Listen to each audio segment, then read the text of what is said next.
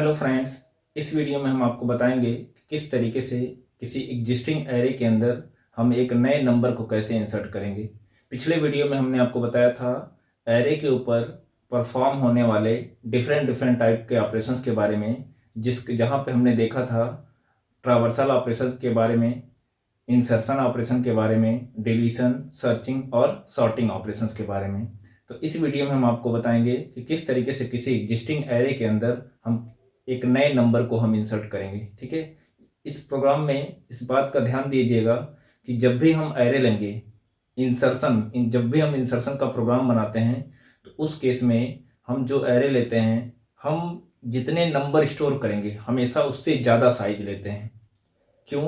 क्योंकि जब हमारे पास पहले से अवेलेबल स्पेस होंगे तभी हम नए नंबर को इंसर्ट कर सकते हैं, अदरवाइज हम इंसर्ट नहीं कर सकते। इसका रीज़न ये है कि एरे की साइज़ क्या होती है, फिक्स होती है, और हम एरे की साइज़ में किसी भी प्रकार का चेंज नहीं कर सकते। तो इसीलिए जब भी हम एरे लेंगे तो हमेशा हम अपनी ज़रूरत से ज़्यादा लेंगे।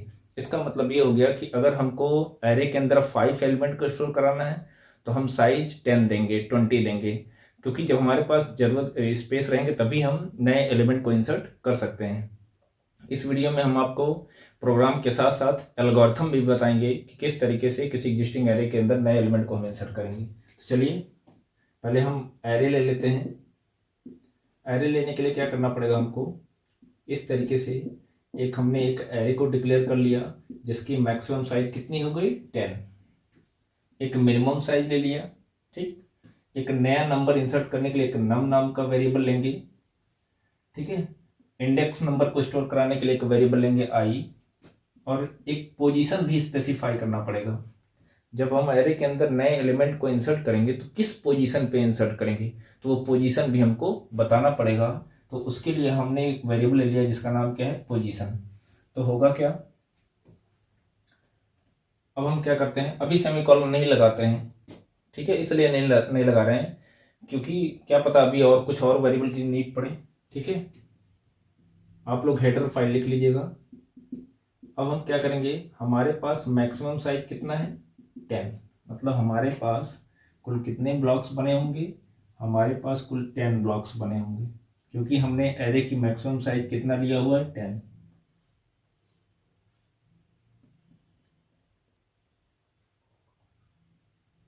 एक और ब्लॉक ले लेते हैं 10, सबके इंडेक्सिंग कर लेते हैं 0 1 2 3 4 5 6 7 8 और 9, कुल 10 ब्लॉक्स हो गए।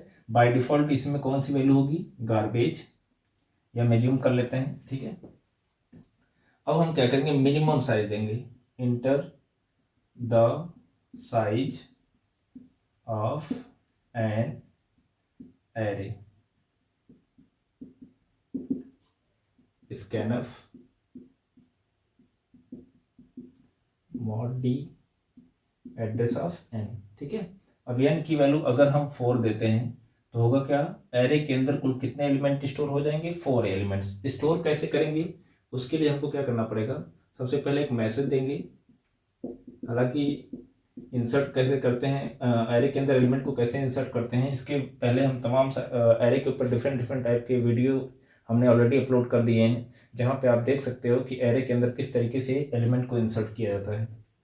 हम एक मैसेज देंगे, inter all elements of an array. अब एक लूप चलाएंगे। लूप कहाँ से चलेगा, इंडेक्स नंबर 0 से। तो I assignment 0, I less than N, I plus plus कर देंगे। उसके बाद क्या लिखेंगे, scanf mod d address of A of I. ठीक है, तो आई की वैल्यू 0 से स्टार्ट होगी, कहाँ तक जाएगी, 4 तक। तो जब आई की वैल्यू 0 पे होगी तो इसका मतलब ये हो गया कि हमारा आई कहाँ होगा, इंडेक्स नंबर 0 के पास। तो इसके 0 पे कंडीशन ट्रू होगी तो स्कैनर पे एग्जीक्यूट करेगा, तो एक नंबर मांगेगा। नंबर हमने दे दिया कितना, 23।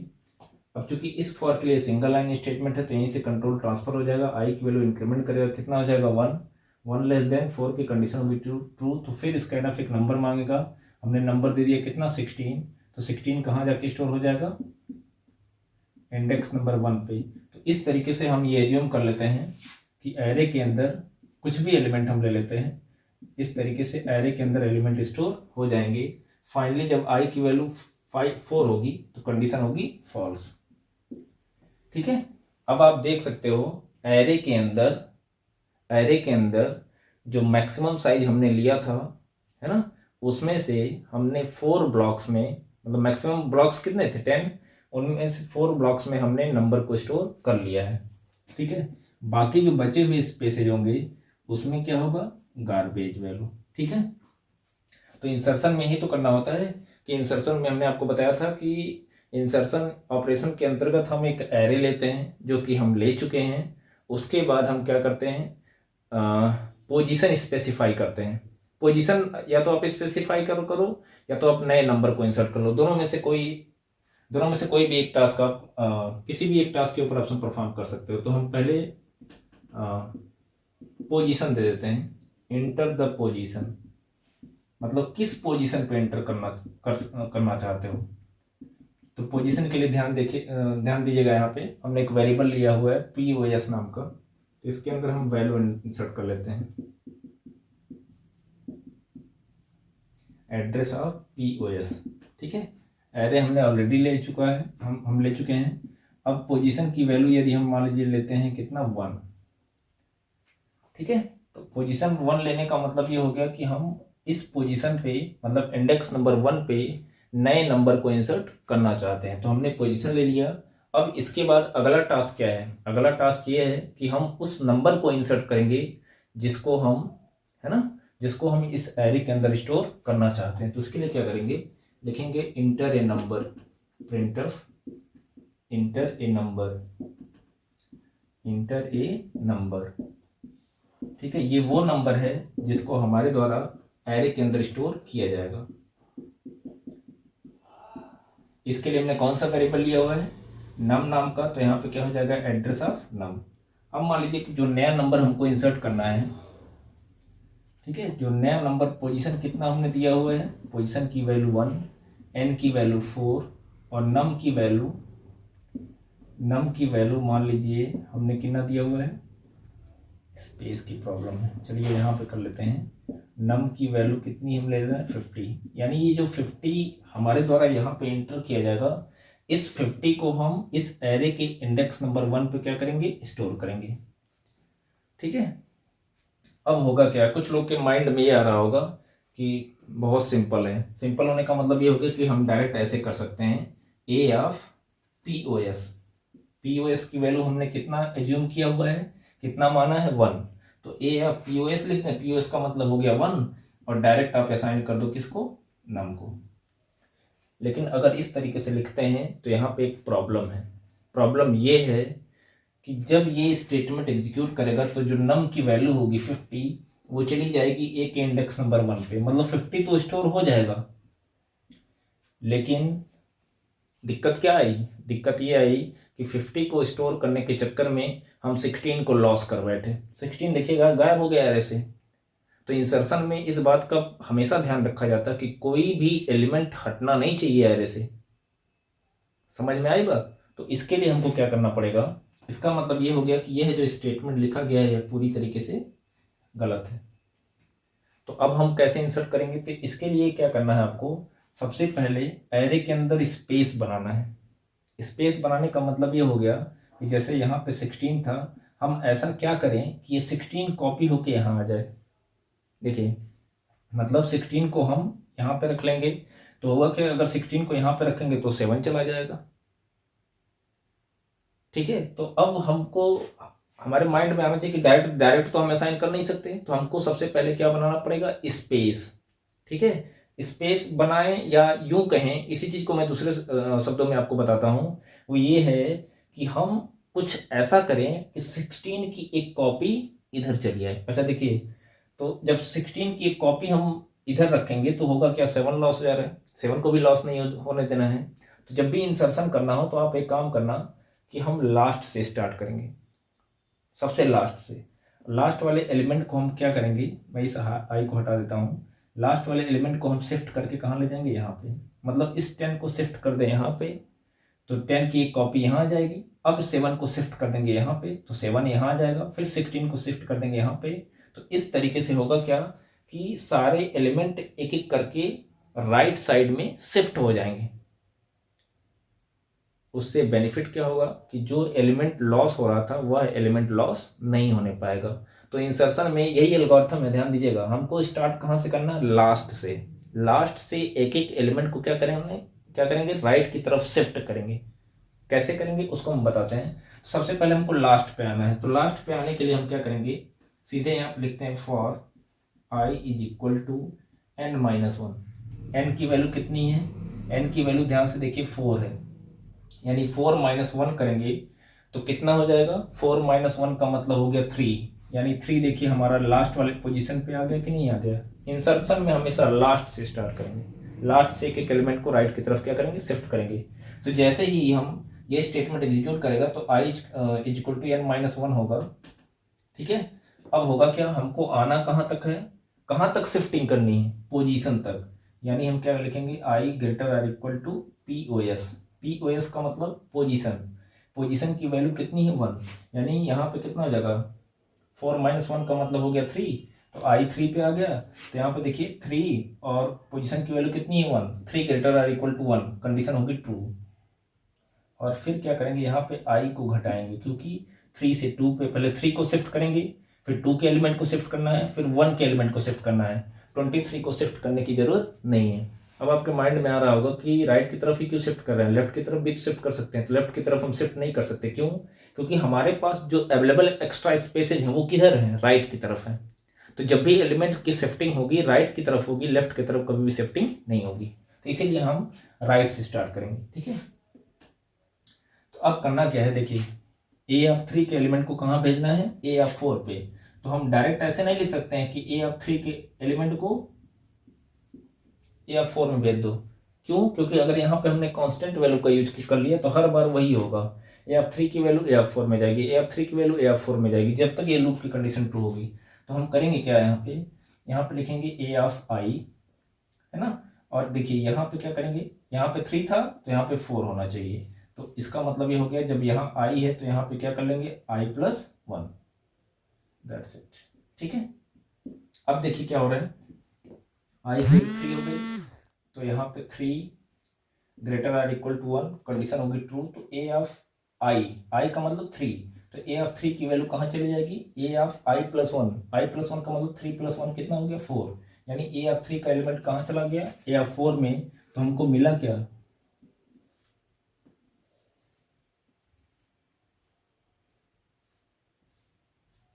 ये एरे है, इंडेक्सिंग कर लेते हैं 0 1 2 3 4 5 6। ठीक है, अब देखिए यहाँ पे कितना है, 23 16 7, यहाँ पे 10 था। तो देखिए i की वैल्यू 3 थी, तो 3 का एलिमेंट कहाँ चला जाएगा? 4 में, मतलब ये वाला एलिमेंट कॉपी होके इसमें आ गया। तो हुआ क्या, ये गार्बेज वैल्यू हट जाएगी और यहाँ पे भी कितना हो जाएगा? 10।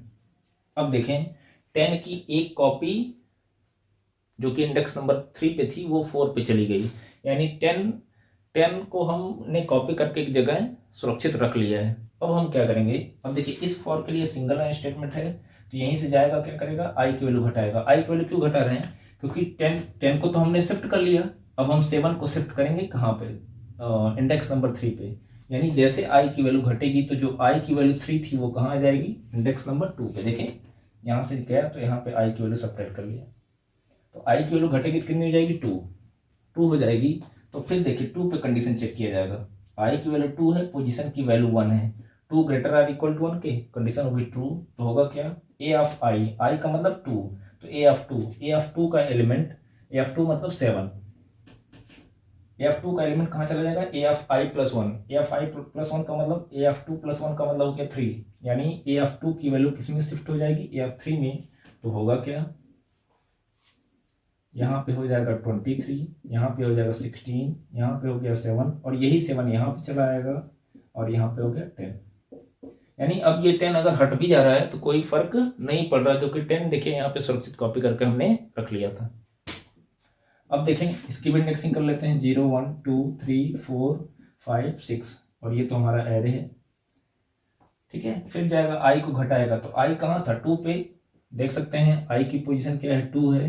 तो अब इस बार घटेगा तो कहाँ आ जाएगा? 1 पे। तो होगा क्या, 1 पे भी देखिए ध्यान से, i की वैल्यू 1 है, पोजीशन की वैल्यू 1 है, तो 1 पे भी कंडीशन ट्रू होगी। क्यों? क्योंकि 1 1 से ग्रेटर नहीं है लेकिन इक्वल है, तो कंडीशन ट्रू होगी। तो होगा क्या, AF1 का एलिमेंट कॉपी हो जाएगा कहाँ पे, AF2 में। AF1 का एलिमेंट कहाँ कॉपी हो जाएगा, AF2 में। इसका मतलब ये हो गया कि ये 16 कॉपी हो गया यहाँ पे।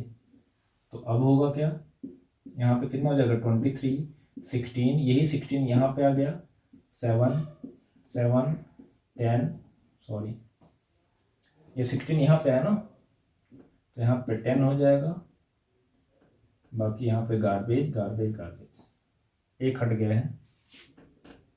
देखें ये 16 यहाँ पे है ना, ये 16 यहाँ पे आ गया, 16 हो गया, ये 7 है, ये 10 है। अब सही हुआ, 0 1 2 3 4 5 6, और ये हमारा एरे है। अब देखें पहले हमने क्या किया, 10 को शिफ्ट करके यहाँ पे रख लिया, फिर 7 को शिफ्ट करके यहाँ पे रख लिया, फिर 16 को शिफ्ट करके हमने यहाँ पे रख लिया। अब होगा क्या कि अब देखिए 16 की एक कॉपी यहाँ पे आ चुकी है। अब हम चाहें तो इस पोजीशन पे जाके, यानी पोजीशन नंबर 1 पे जाके उस नए नंबर को हम इंसर्ट कर सकते हैं। देखिए कैसे, अभी भी देखिए इसकी कंडीशन फॉल्स नहीं हुई थी, तो फिर जाएगा i को सब्ट्रैक्ट करेगा, i को घटाएगा तो कितना हो जाएगा, i की वैल्यू 0 हो जाएगी। अब देखें ध्यान से, यहाँ पे 0 ना ही 1 से ग्रेटर है ना ही इक्वल है, तो कंडीशन होगी फॉल्स। तो जब कंडीशन फॉल्स होगी तो ये लाइन स्किप हो जाएगी। अभी तक ये जो लाइन एग्जीक्यूट हो रही थी, A of I plus 1 assignment A of I, ये स्टेटमेंट स्किप हो जाएगा। अब क्या करेंगे हम, इसी समय ए ऑफ पोजीशन पे, ए ऑफ पोजीशन स्क्वायर ब्रैकेट में POS हमने लिखा है, इसका मतलब ये हो गया कि ए ऑफ 1 क्यों, क्योंकि पोजीशन की वैल्यू कितनी है 1। इसी समय हम किसको असाइन कर देंगे, नम की वैल्यू को। अब देखें नम को असाइन किया गया है कहाँ पे, ए ऑफ पोजीशन पे। इसका मतलब ये हो गया कि नम की वैल्यू कितनी है 50 कहाँ चला जाएगा, ए के इंडेक्स नंबर 1 पे। तो होगा क्या,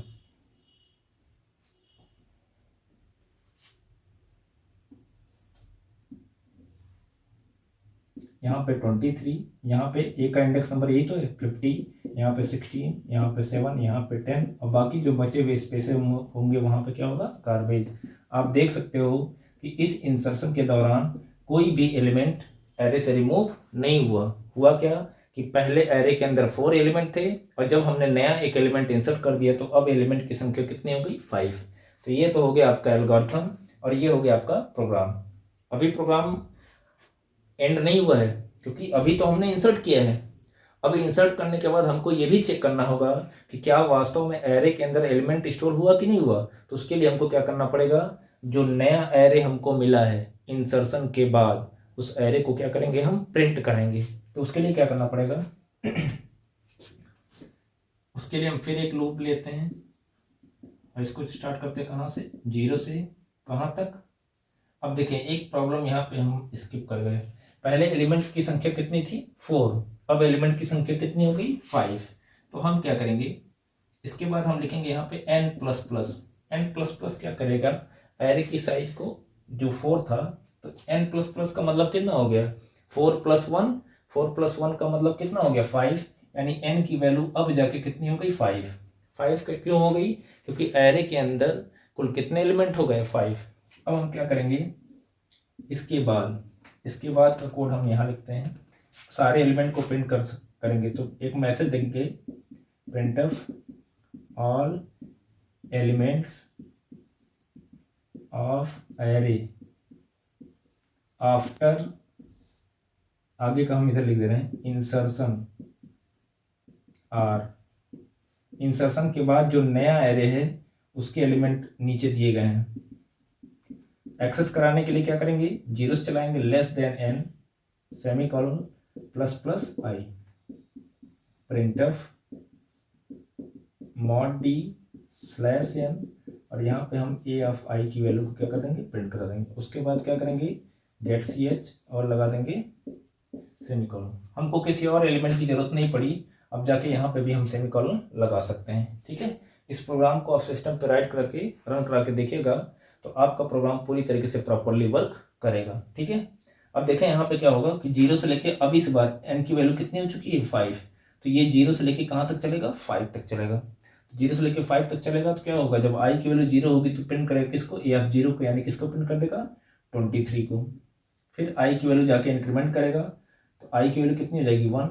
1 पे कंडीशन ट्रू होगी तो किसको प्रिंट करेगा, AF1 को। AF1 पे कौन सा एलिमेंट है 50। फिर आई की वैल्यू इंक्रीमेंट करेगा, कितना हो जाएगा 2। तो 2 पे कंडीशन ट्रू होगी तो ये प्रिंट करेगा किसको, AF2 की वैल्यू को। AF2 की वैल्यू कितनी है 16। फिर आई की वैल्यू इंक्रीमेंट करेगा, कितना हो जाएगा 3। 3 पे कंडीशन ट्रू होगी तो प्रिंट करेगा किसको, AF3 की वैल्यू को। कितना प्रिंट करेगा 7। फिर से आई की वैल्यू बढ़ाएगा, कितना हो जाएगा 4। 4 लेस देन 5 की कंडीशन होगी ट्रू, तो प्रिंट करेगा AFI की वैल्यू, कितना प्रिंट करेगा 10। ठीक है, फिर से आई की वैल्यू जैसे 5 होगी कंडीशन होगी फॉल्स, डेट एज पर आएगा और प्रोग्राम हमारा टर्मिनेट हो जाएगा। तो इस तरीके से हम एक एरे लेके उसमें नए एलिमेंट को दिए गए पोजीशन पर हम इंसर्ट कर सकते हैं। तो इस वीडियो में इतना ही, मिलते हैं नेक्स्ट वीडियो में। Thank you for watching my this video.